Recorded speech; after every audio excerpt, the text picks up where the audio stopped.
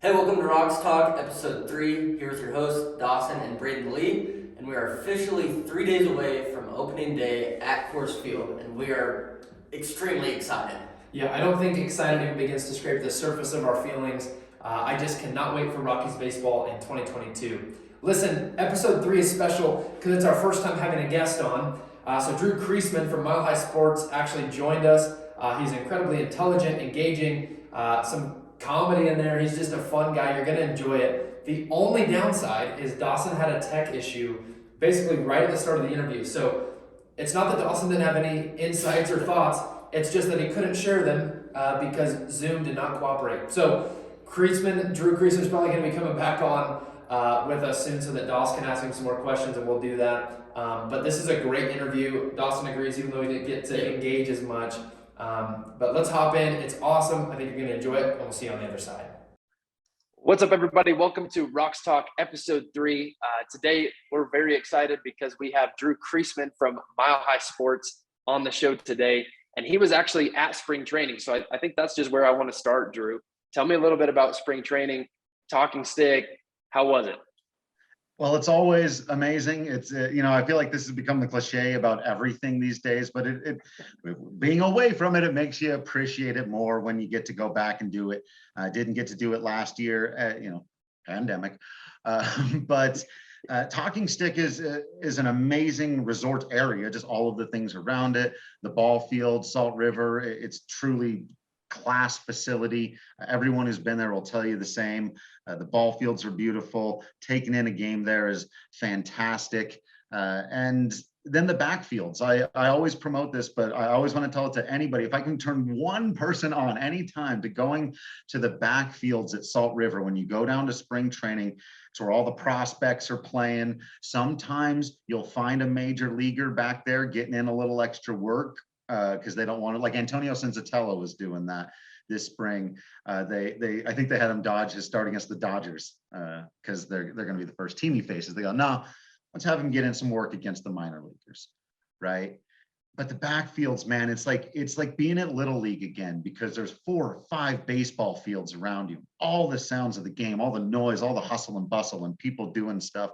But instead of, little leaguers, it's professional ball players. Sometimes it's the next big thing, or that, like I said, that guy getting his work in, or the young guy who's maybe about to become a star, Ezekiel Tovar, those kinds of guys, Zach Veen, Benny Montgomery, Drew Romo, really exciting players, and they're just kind of right there. It's amazing how you can just sort of walk up and like hang on the fence like you're at a little league game and watch a baseball game. It's incredible. That's amazing. We're planning to go down next year for that. So we'll have to go to the backfield. So Tovar, I want to go with him for a sec, man, because he made a splash. Obviously known for his glove, at least from my understanding to this point, and then comes out and sort of rakes a bit in Major League Spring. What did you see from him? Yeah, that's exactly the right scouting report. He had made a big name with his glove. People were like, okay, this guy's going to be a major league shortstop because the defense, athleticism, speed, all that stuff is there. So he came up at like 18, 19 with that. But then starting last year, and then as you mentioned, going into this spring training, the bat all of a sudden, it was projectable that he was going to hit some, but the power showed up. He started launching dongers off of major league guys, and I was blown away by it. And he's still got frame to fill out. You can see him; he's dangerous, but he's still a skinny kid.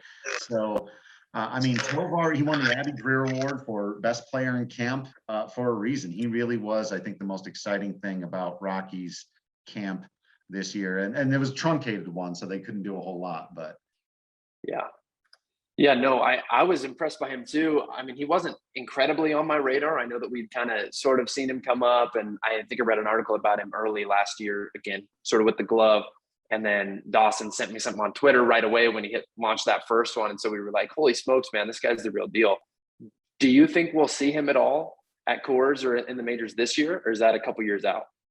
So that would be a long shot. Yeah. I was actually down. I was sitting and talking with some friend, Thomas Harding and Patrick Saunders, and some of these guys about him. And if he were to debut, if he were to make the Rockies opening day roster next year at 21 and X days or whatever, I think he would be just a little bit younger than Troy Tulowitzki was, and he was one of their younger prospects to have ever debuted. Position players. They've done it with a few pitchers, but the Rockies aren't one of these teams that'll bring 20-year-olds up.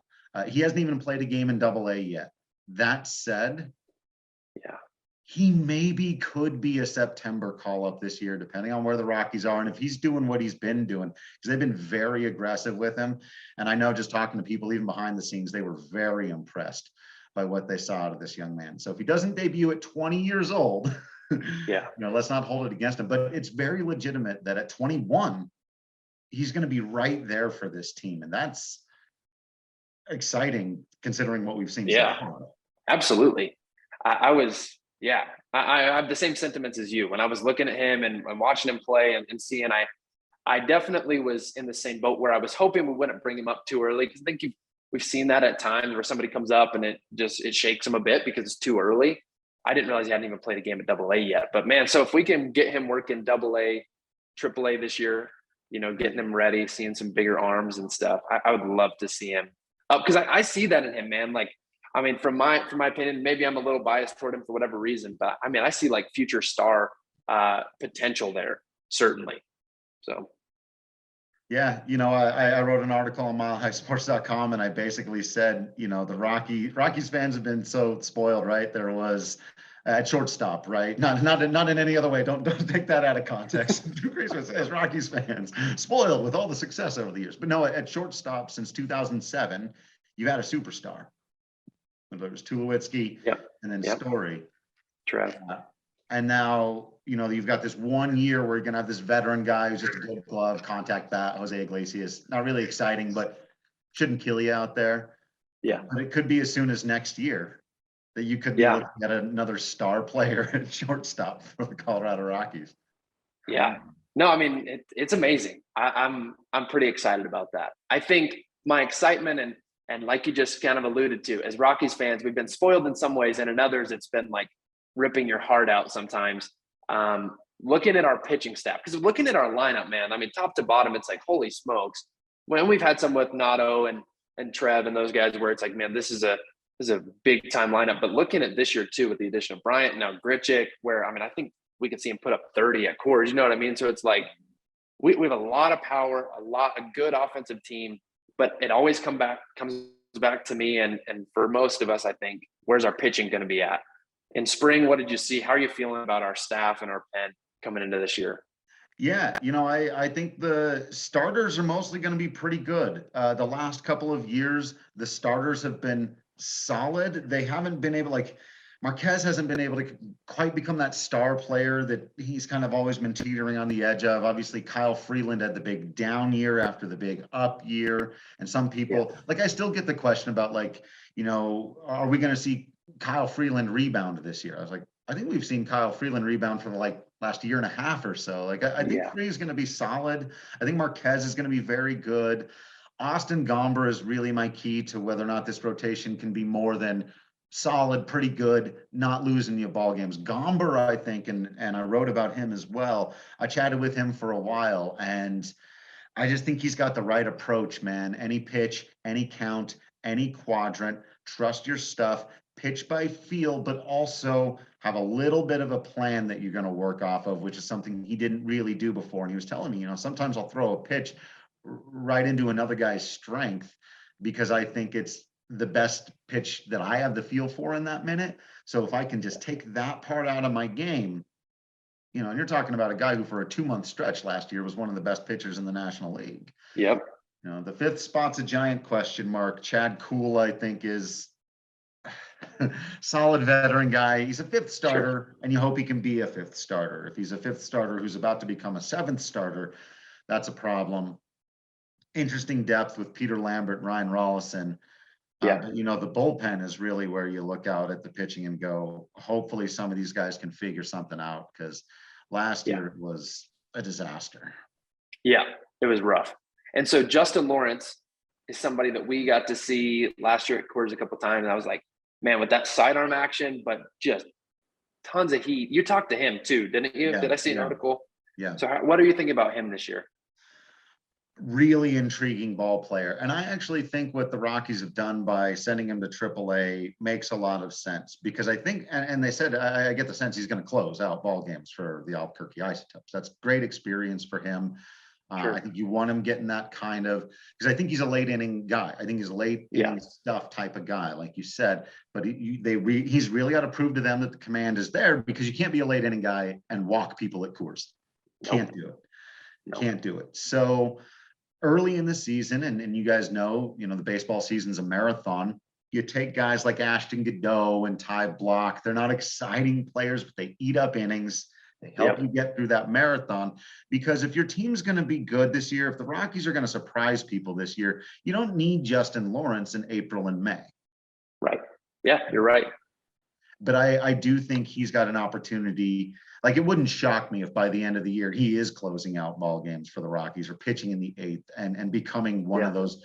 And there's actually somebody that Rockies fans are excited to see out of the bullpen. I think the best case scenario for a lot of the rest of these guys is just don't give me a heart attack every time you come in. Yeah. No, you're right. 100%. I agree with you. And there's something there too, honestly, man, that I've been thinking about. And as a lifelong Rockies fan, shorter life, but lifelong fan, I don't know if I've ever been this excited about Rockies baseball. I think there's some prospects in the system. There's some cool moves. And I know people were just really upset for good reason about the Nolan getting sent out, whatever. It was tough for us too. But now you've got Chris Bryant, who wants to play in Denver. By everything that I'm reading, he's chosen to be a Rocky. And then we've got Grichuk in. It's just an exciting time. There's prospects in the system. You're talking about if the Rockies are going to surprise people. Do you think we will? What does that look like? Give me your insight there. Yeah, I actually think there's a pretty solid chance here for a lot of reasons you mentioned. I know a lot of analytics guys, and I can be an analytics guy. I love the numbers. I study the numbers. I get into it. But I think, they really do tend to roll their eyes at this idea of team chemistry and of whatever. But this will be my 10th season covering the Colorado Rockies, being in that clubhouse every day. And I can tell you, for me, it mattered how I did the vibes in the Rockies clubhouse got so bad, I did my job worse. You know what I mean? Like everyone, it just impacts. You guys know this. You live around your baseball family during the baseball season. You see that dude's ugly, stinking mug every day. And if that guy's not happy and he's the leader and best player on your team, it impacts everybody. And that's not to say, look, Nolan Arenado is the greatest third baseman who has ever played the game of baseball. And it was a privilege to cover him on a day-to-day basis. And he was always extraordinarily kind and giving to me with his interviews and with his time and all of that. But when a guy like Chris Bryant, who's won an MVP and a World Series, coming into that place and saying, I want to be around this team. I believe in you and you and you and you. If I didn't, I wouldn't be here. Every guy gets that message the second he walks in the room. He doesn't have to say a word. And I think, that has an impact on a ball club when everybody who's there wants to be there. Everyone's looking to set their own personal best.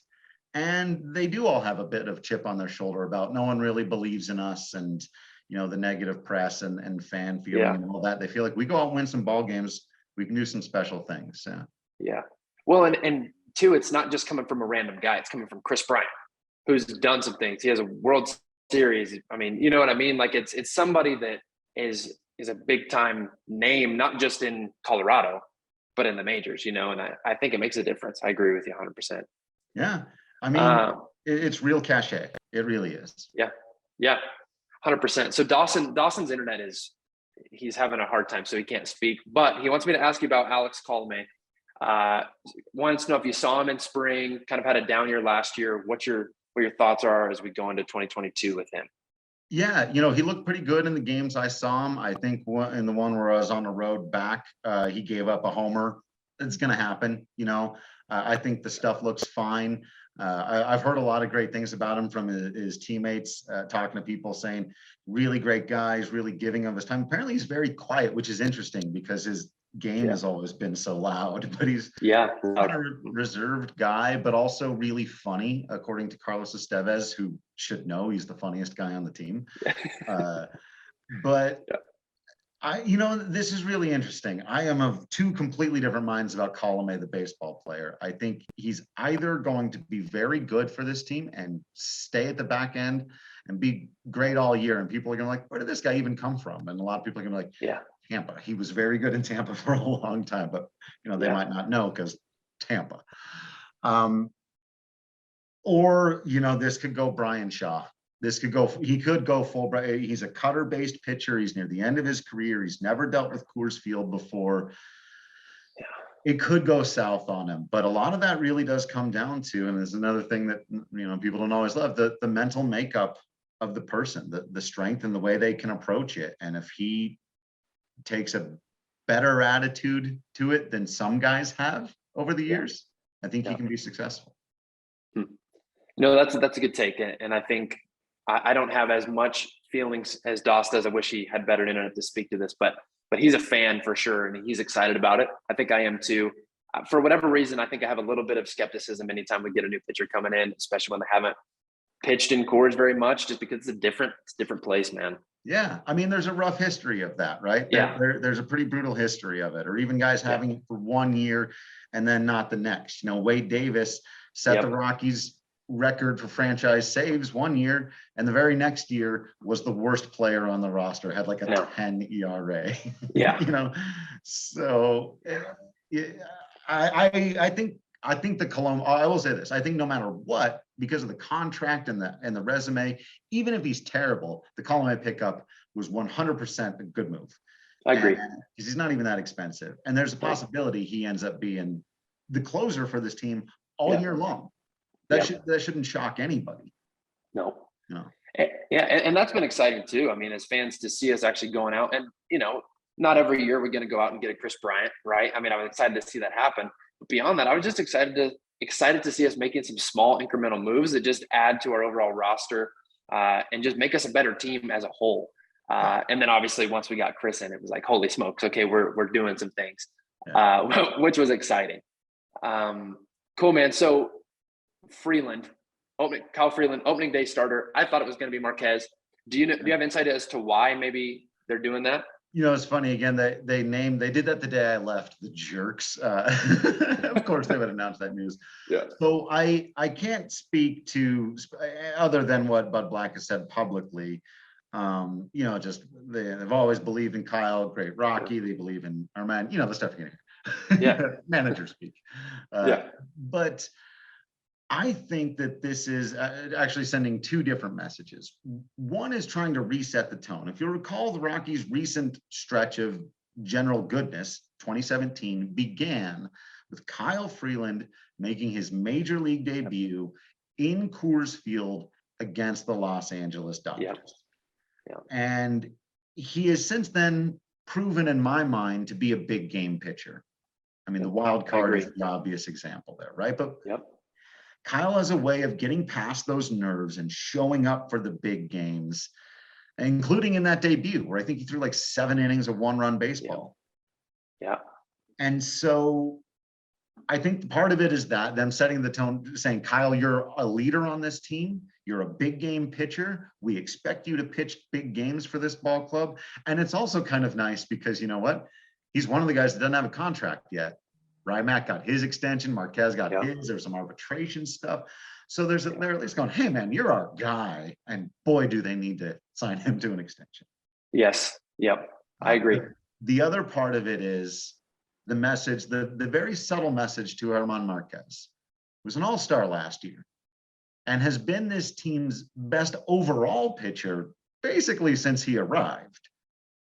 But he has these, sometimes in my estimation, even unacceptable moments where he'll give up 10 runs in 3 innings in a game. And he's just way too good to be doing that. And he did it maybe 4 or 5 times last year, which is why his ERA was above 4 when it should have been 3.50 at the worst. So I think there's a little bit of challenge to Marquez there. Like, he didn't have a good finish to the season after the All-Star game. You can't rest on your laurels. You can't rest on the fact that you do have a contract. You should be in Cy Young contention, dude. Yes, absolutely. Out of the number 2 slot, but I think there's a little bit of maybe poke that bear going into the season and see how he responds. And that's what I was kind of wondering about. I think that was always my mentality as a player. And it was, something that was important to me was kind of that poke the bear. Like sometimes you just need that. And so I was wondering if that was some of it. That was kind of my thought, and I'm excited about it. That said, I love Kyle Freeland. He's one of the guys we just love. I remember watching his debut on my grandparents' couch. Like it just was a fun environment. And I love him. I think he's going to have a good game, and I'm excited to see that matchup with Walker Buehler. So that'll be interesting. Dodgers, we got them first 3 games. Dodgers always I think if you're a Rockies fan, you hate them. I just can't stand them. Looking at the matchup with them Friday and then going into the weekend, how do you think we're going to fare? This is one of those interesting things. So last year going into the season, right, the vibes couldn't have been worse. They could not have been worse. Like they had just traded Nolan. Everything was falling apart, right? And I just remember opening day, Coors Field, Clayton Kershaw was on the hill. And I remember being absolutely steadfast in my conviction that the Rockies were going to win that game, mostly because baseball is hilarious. Yeah. Right? Because the Rockies were just this like dumpster fire of terrible press at the time. And the Dodgers are the Dodgers. It's like the only thing that can happen here is for the Rockies to knock around Clayton Kershaw and win this ball game. And they did. There was also that weird home run that wasn't when Cody Bellinger and Justin Turner did I get those? Were they passes for the bases? Now, I'm going to apply actually a very similar principle, but to the series at large here. I think the Rockies are going to win the series. And I don't think the Los Angeles Dodgers are far and away the better baseball team, and they have a chance at winning 100 games again this year. They're going to win the division. Yeah. But the season really and truly is a marathon to those guys, and opening day and opening weekend, especially not at their house, means very little to them this time of year. But the Rockies need to get out to a good start.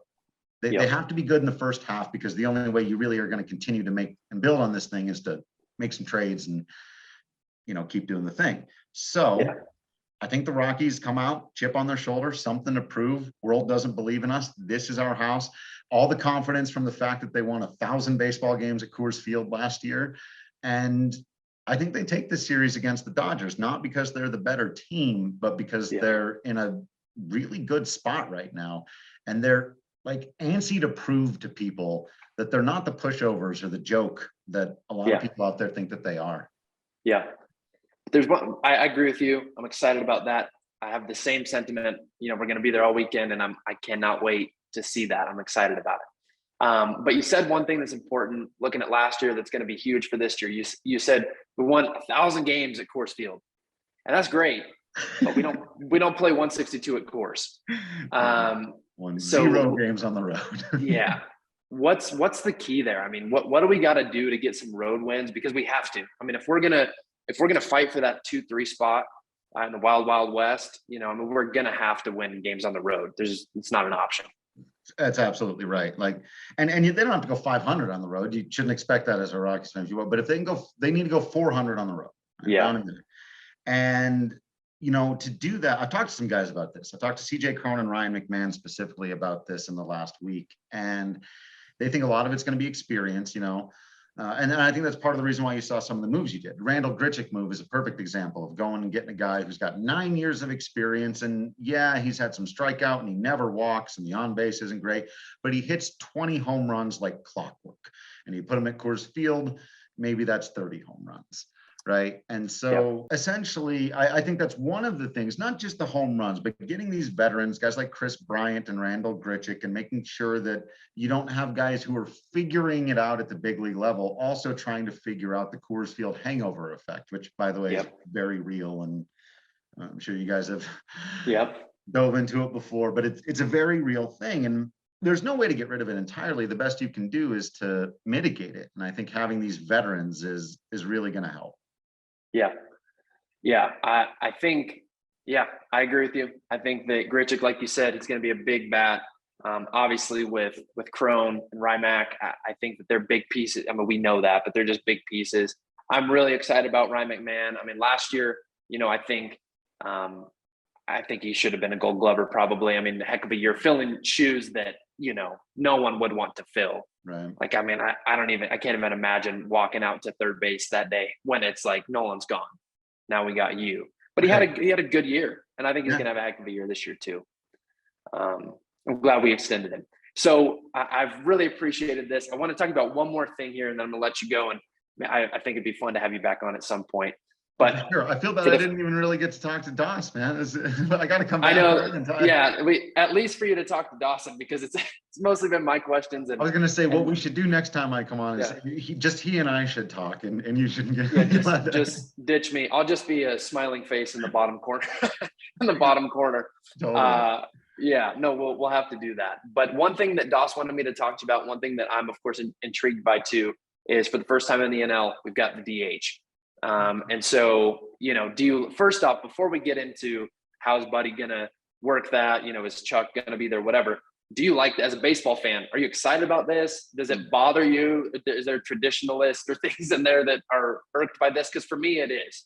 I did not like it initially. So, well, okay, where to begin? Yeah. I began on this issue as a very hardcore traditionalist. And I will say this, if it was up to me, I'd get rid of the DH altogether. I would have gotten rid of the DH in the American League. That's what I would have done. Yep. But I've come to understand that the players union is never going to let that happen. And that, it really is, it's another job for ball players out there. And the thing that made me come around on it isn't usually the arguments you hear from people about, like, well, it's more fun and no one wants to see the pitcher hit or any of that stuff. It really wasn't any of that. I just came to the realization that National League teams are playing at a disadvantage when it comes to roster construction. And you can take a look at the exact player you just mentioned as an example of that. Charlie Blackmon, you're going to be able to get a lot more out of him on this roster if you can DH him some. And if he really does begin to lose all of that defensive value, the Rockies would be in a position before the universal DH where your only option was to trade him to an American League team. And not even just trade him, but trade him, and you can only pick one of 15 other teams in baseball. So that limits your options on the kind of return you can get. Yep. So ultimately, I'm in favor of universal DH, because if you're going to have it, everyone should have it. I'd rather see pitchers hit. I'd rather see double switches and managers manage. And I love that part of the game, and I'm going to miss it. But the National League was just hamstrung. And I think the Colorado Rockies actually, more than any team, stand to benefit, because when you talk to most of these guys about altitude and cores and all that, it's not about how far the baseball flies or how big the outfield is. It's about recovery. It is all about recovering the body and feeling at your best. And if they had universal DH back when Troy Tulowitzki was a Rocky, he might still be playing right now and getting himself into the Hall of Fame. If they could have sat him once a week and got him off his legs and say, look, we know you're a Gold Glove shortstop, but today you're just one of the best hitters in baseball, and we just need that. But run into the ground, and it's sad. So that's the reason I've come around on it. That's a good insight. You challenged me, because I'm still struggling with it, but I appreciate that. So now, looking at the Rockies, I know I said Charlie Blackmon. You think he's going to be our primary guy? What are you thinking of our outfield structure and how we're going to leverage that DH spot? Yeah, it does sound like it's going to float around a little bit. I think Chuck is not ready to move away from playing in the field. I think he's also a National League traditionalist. I can't imagine he's super thrilled about any of this either. But he takes a lot of pride in his defense and in the baseball IQ that he brings out there. Right field at Coors is very weird, and he knows how to play it as well as anybody. He's not the athlete he was once, but I still think he, especially if he doesn't have to do it every day, you can get some out of him. You're going to see him start, by the way, in right field on opening day. I mean, you're just going to. I know people like DH him, and he's going to DH a lot, but he's going to run out there and be out in front of the fans in right field at Coors Field on opening day, and that's going to happen. Beyond that, I think we'll see him there a lot. I think we'll see Connor Joe some, though. I think we'll see him out in right field. I hope that Sam Hilliard is a guy who proves that he can do it. You can't strike out 40% of the time, but we all know the power is very real, probably the most raw power on the team. And so, you're going to see some of those guys in there at DH. And there'll be days where it's get so-and-so off their feet day. CJ Cron, maybe he's not feeling his absolute best, but you don't want to take that bat out of the lineup. So you put Connor Joe in at first CJ's Yeah. DHing today, or whatever. And the fact that they've got a few guys that can move all around, McMahon can play everywhere, and stuff like that really helps. Yeah. No, I think that's good insight. With Marquez, obviously he wasn't happy about it because he wants to be swinging the bat a bit. Are we gonna will we see Marquez handle the bat at all this year? Do you think? I mean, I know he wants to, but I don't know if it benefits our team. Maybe if you get into one of those weird games where, and then which less and less with the California rule or whatever, but you're running out, or you want to send them into bunt. I could see them doing that. Marquez is a very good bunter. Yeah, he is. So if you're really in a situation where you need a pinch hitter, maybe you've burned a couple of guys, or maybe it's early in the game, you're in one of those weird high scoring games and your pitcher's out of there in the fourth and you're like, I don't want to go too early. I might need whoever else. You send Marquez out there to lay down a sack bunt, but yeah. I know he's real upset about it. Yeah. He likes man. Well, yeah. Listen, man, I've really appreciated this. Thanks for making time for us. I mean, I'm excited. We're just a couple days away from opening day at Coors. We'll be there. You'll be there as long as everything, works out. And it's just going to be a fun year. It's an exciting time to be a Rockies fan, and I'm looking forward to it. We're going to have you back on because we didn't even really get into a lot of the, Tapia Grichuk stuff that I wanted to. Dawson didn't get to ask any questions because of technology. So we'll have you back at some point. But thank you so much for carving out time today. We really appreciate it, man. Oh, yeah, absolutely. Happy to come back anytime. And let me know where you guys are going to be on opening day. I'll swing by and say hi if I've got some time. Sounds like a plan, man. All right. We'll talk to you soon, Drew. Thanks again, man. Well, my goodness, that was a fun conversation. Again, I hate that you didn't get to be more a part of that. Yes. I think. But he'll be back on for sure. I think he enjoyed it. We definitely enjoyed it. He's insightful. There were a lot of things that we discussed during that I thought, man, he just had some good takes. Did anything in particular stand out to you? A lot of stuff stood out, at least the stuff that I could hear. But one thing that just really stood out to me was his whole take on Kyle Freeland being named the starter for opening day. Because that's a big deal. Yeah, it's big for Kyle, it's big for the Rockies, it's big for the whole team. I just thought I liked his take on it, mentioning, that it might give Marquez some motivation not being named the starter, because he's really been our ace for the past, 3 years or so. So I think Marquez is going to have a really good year because of that. I don't think he's going to be upset about it at all. And that's the thing I love about our team. They're not, hey, it's all about me. They're team guys. So I think he's going to have a great year. I also think it's just great for Kyle. I'm happy for him. But I think it's going to give him that confidence, gives him confidence from the manager, from the team, the ownership, the front office, just to kind of be like, hey, we trust you. Opening day is a big deal. To be named the starter on opening day. So Kyle had a pretty rough year last year. Wasn't terrible, but had for sure some ups and downs, which everyone does. But I think he's gonna have a great year this year, partially because of that. Yeah. Well, I think it means something as a player. I mean, I think about even the times when we played, and Dawson and I didn't play at real high levels or anything like that, but I remember even playing, anytime your coach picked you, gave you a chance in a big spot, there was always something in me that was like, hey, I'm going to step up and I'm going to do my best to rise to this occasion. And like Drew said in the interview, Kyle Freeland has been somebody that rises to the occasion. He's been a guy that he's kind of a big gamer. I mean, there's times during the course of the whole season where it's like, man, he's slipping. But he seems to step up in the big games. So I really like this move for Kyle. Passionate, fun player to watch. I'm excited about that. But I agree with you 100% with Drew as well. Kind of poking the bear of Marquez. And I think there's a chance that he really has a big year because it's like, all right, I'll step up. Yep, for sure. And like you said, Kyle is a passionate player. And that's what I love about him, He brings the energy and he cares. He cares about winning and he does not want to do bad. Yeah. So he spoke to Ezequiel Tovar. So Tovar's somebody that we've talked about before, potential superstar, and he was kind of establishing some timelines. Basically what Drew had said was that if he were to come up and be a late September call up, he would come join, and if not, we'd probably get to see him sometime next year. But he also said that he hasn't even played a game in Double or Triple A yet, which I did not realize, to be honest with you. And so, I mean, that's a big gap going from Single A, even High A, to the majors. So even though he had a big spring, it's going to make sense to really massage him, let him get some time in AA, AAA, see some bigger arms and get more experience. Do you think? Oh yeah, I completely agree. And I did know that he hadn't been in AAA or AA yet. And like we said, I think you had he's- mentioned that. He's 20 years old. You know, I mean, it'll be good to give him some experience for sure. Yeah, it'll be important. Yeah.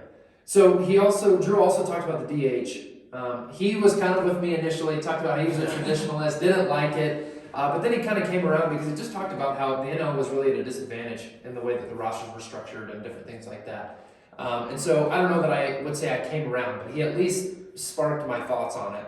He said we'll probably see Chuck in right field on opening day. Doesn't sound like he's going to be DHing. How are you feeling about that? I mean, any additional thoughts after that interview?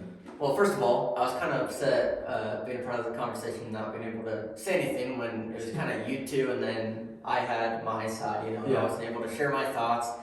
But I liked what he was saying. Throughout the spring, Chuck has DH'd some, but he's been in right a lot.